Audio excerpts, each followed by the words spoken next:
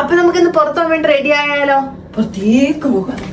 ഒരു get ready with me അല്ലേ പ്രതീക്ഷിച്ചത്? ഞാനും അതൊക്കെ തന്നെ പ്രതീക്ഷിച്ചത്. പക്ഷെ പല വീഡിയോകളും എടുക്കാൻ മറന്നുപോയി. പിന്നെ ആകെപ്പാടെ പാളിപ്പോയി. പിന്നെ എന്തായാലും റെഡി ആയിട്ട് ഇറങ്ങി. ഇപ്പൊ ഫോട്ടോ എടുത്തു തരാമെന്ന് പറഞ്ഞ് പറ്റിക്കുന്ന ഒരു ക്യാമറാമാനെയും കൊണ്ടാണ് ഞാൻ പൊക്കോണ്ടിരിക്കുന്നത്. അപ്പൊ എന്തായാലും അവിടെ ചെന്നിട്ട് കാണാം. ഞങ്ങൾ ഏതോ സ്ഥലത്ത് പോവാണ് ഗൈസ്. ഇവൻ പറഞ്ഞിട്ടുണ്ട് വീഡിയോ എടുക്കാൻ വേണ്ടി എനിക്ക് കണ്ടന്റ് ഉണ്ടാക്കി തരാമെന്ന്. ആ കണ്ടന്റ് തേടിയിട്ടാണ് ഞങ്ങൾ പോകുന്നത്. ശരിക്കും കൊടുന്നുണപ്പത്തെ എനിക്ക് വട്ടായവനെയും കൂട്ടിക്കൊണ്ടുപോയി. അപ്പൊ എന്തായാലും കണ്ടന്റ് കണ്ടുപിടിച്ചിട്ട് കാണാം. അങ്ങനെ കണ്ടന്റ് തേടി നടന്നപ്പോഴാണ് ഞങ്ങൾക്കൊരു കണ്ടന്റ് കിട്ടിയത്.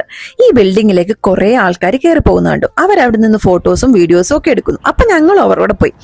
എനിക്ക് ഒട്ടും ഇഷ്ടമില്ലാത്തൊരു സബ്ജക്റ്റാ ഹിസ്റ്ററി. എന്നാലും പറയാം, ഇത് ഇവിടുത്തെ ഒരു പഴയ ചർച്ചായിരുന്നു. ഇത് വേൾഡ് വാറിന്റെ സമയത്ത് ഇതിന്റെ ചില ഭാഗങ്ങളൊക്കെ നശിച്ചു പോയിട്ടുണ്ട്.